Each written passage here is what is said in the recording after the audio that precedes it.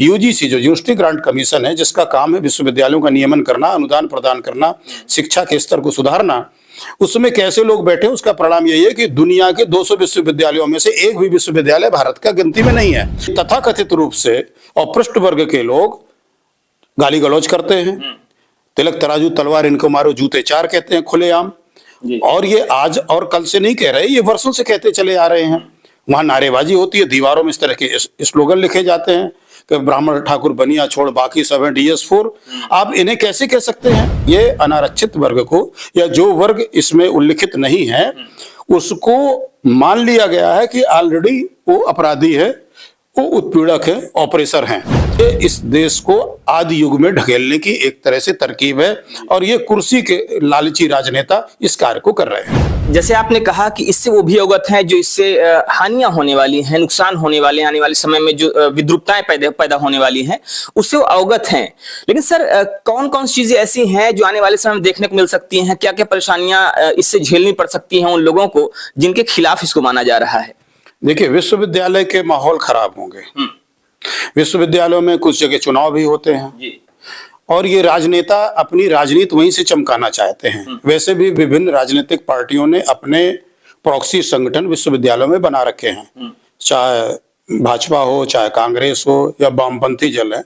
अनेक नामों से उन्होंने विश्वविद्यालयों में ऑलरेडी पेनिट्रेशन कर रखा है, और वहां पर चुनाव में ये लोग बढ़ चढ़ के भाग लेते हैं। इनके नेता उनको सपोर्ट करते हैं, सारी चीजें करते हैं।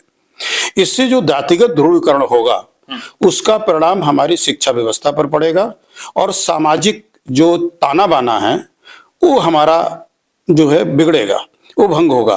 और इसके परिणाम आपने DU में देखा होगा, जिस तरह से एक रुचि तिवारी नाम की बिटिया जो संयोग से जर्नलिज्म से संबंधित है और वहां की छात्रा भी है, उसके साथ जिस तरह की बदतमीजी की गई, और उसमें प्रोफेसर्स भी DU के शामिल है। दुर्भाग्य की बात तो यह है कि मतलब किस तरह से जहर भरा जा रहा है लोगों के मन में। अच्छा, ये बताइए कि विश्वविद्यालयों में आप सब लोग भी पढ़े हैं, देखा होगा लड़के क्या करते हैं, और जो भी लड़के वहां करते हैं, हम लोग भी सब विश्वविद्यालयों से पढ़ करके आए हैं, विश्वविद्यालय की राजनीति में भी हिस्सा लिया है। जो पढ़ करके आते हैं वो वहां जो भी एक्टिविटीज होती है उसको संभालने में, उसको कंट्रोल करने में विश्वविद्यालय प्रशासन ऑलरेडी सक्षम है, जिसमें एक कुलानुशासक की पोस्ट होती है, जिसे हम लोग प्रॉक्टर कहते हैं।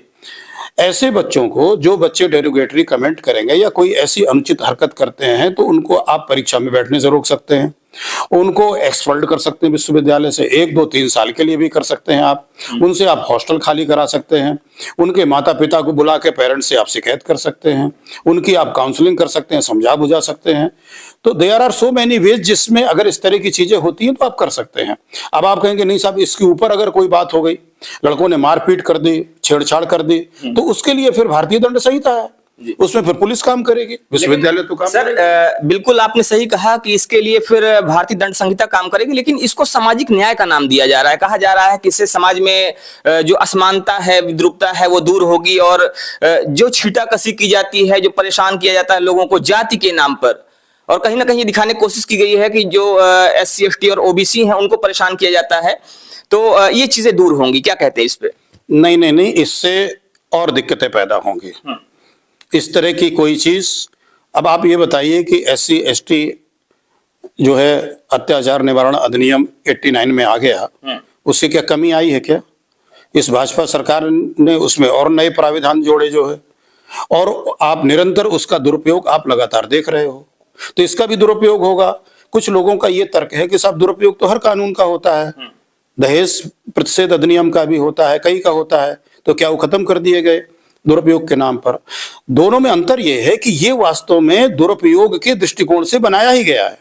इसकी जो फ्रेमिंग हुई है, इसमें जो जिस तरह से इक्विटी कमेटी बनी है, जिस तरह से स्क्वाड बनाया गया है, जो फ्रेमिंग इस रेगुलेशन की है, उसमें प्रथम दृष्टया ये लग रहा है कि ये अनारक्षित वर्ग को, या जो वर्ग इसमें उल्लिखित नहीं है, उसको मान लिया गया है कि ऑलरेडी वो अपराधी है, वो उत्पीड़क है, ऑपरेसर हैं, और दूसरे वर्ग को ये मान के चल रहे हैं कि ऑपरेस्ट है, जबकि स्थिति दूसरी है। वहीं आपने JNU वगैरह में देखा होगा, और DO में भी देखा, और VHU में भी यही हुआ, इलाहाबाद विश्वविद्यालय में भी यही हुआ कि वहां पर ये तथाकथित रूप से अपृष्ट वर्ग के लोग गाली गलौज करते हैं, तिलक तराजू तलवार इनको मारो जूते चार कहते हैं खुलेआम। जी। और ये आज और कल से नहीं कह रहे, ये वर्षों से कहते चले आ रहे हैं। वहां नारेबाजी होती है, दीवारों में इस तरह के स्लोगन लिखे जाते हैं कि ब्राह्मण ठाकुर बनिया छोड़ बाकी सब है DS4। आप इन्हें कैसे कह सकते हैं? इनके जो नेता हैं, जो रावण उपाधि धारण करके घूमता है, आप उसके आप स्टेटमेंट देख लीजिए। इनके अन्य नेताओं के एक वो बामन बेशराम टाइप का व्यक्ति है, किस तरह की हरकत करता है, देश से बाहर निकालने की बात करता है, ब्राह्मणों को, क्षत्रियों को, कायस्थों को ये बहु बेटी मांगते हैं। तो आप आज की तारीख में जो परिदृश्य है वो तो ये लग रहा है कि संरक्षण की वास्तव में यदि किसी को जरूरत है तो जनरल कैटेगरी के लोगों को संरक्षण की जरूरत है, और आप ऊपर से इस तरह की हरकत कर रहे हो। तो ये तो मतलब बिना सोचे समझे और सिर्फ समाज में विखंडन पैदा करने के लिए बिना माइंड अप्लाई किए ये लाया हुआ कानून है। यूजीसी जो यूनिवर्सिटी ग्रांट कमीशन है, जिसका काम है विश्वविद्यालयों का नियमन करना, अनुदान प्रदान करना, शिक्षा के स्तर को सुधारना, उसमें कैसे लोग बैठे, उसका परिणाम यही है कि दुनिया के 200 विश्वविद्यालयों में से एक भी विश्वविद्यालय भारत का गिनती में नहीं है। ये तो उनकी क्षमता है। तो आप शिक्षा के क्षेत्र में तो कोई गुणकारी परिवर्तन कर नहीं पा रहे हो। आप इस तरह की हरकत कर रहे हो कि जो प्रतिभाएं पढ़ने आ रही हैं उनको पहले से अपराधी मान लिया जाए, फिर उनको पढ़ने से वंचित किया जाए, वो आत्महत्याएं करें, वो परेशान हो, पढ़ाई छोड़ करके घर बैठ जाए, जिससे शिक्षा का स्तर और शिक्षा के परिणाम स्वरूप ही आगे जो चाहे विभिन्न प्रशासनिक सेवाएं हों, चाहे आपकी व्यवसाय हो जिसमें लॉ, मेडिकल आदि कई चीजें आती हैं, उन सब का स्तर चौपट हो जाए। ये इस देश को आदि युग में ढकेलने की एक तरह से तरकीब है, और ये कुर्सी के लालची राजनेता इस कार्य को कर रहे हैं।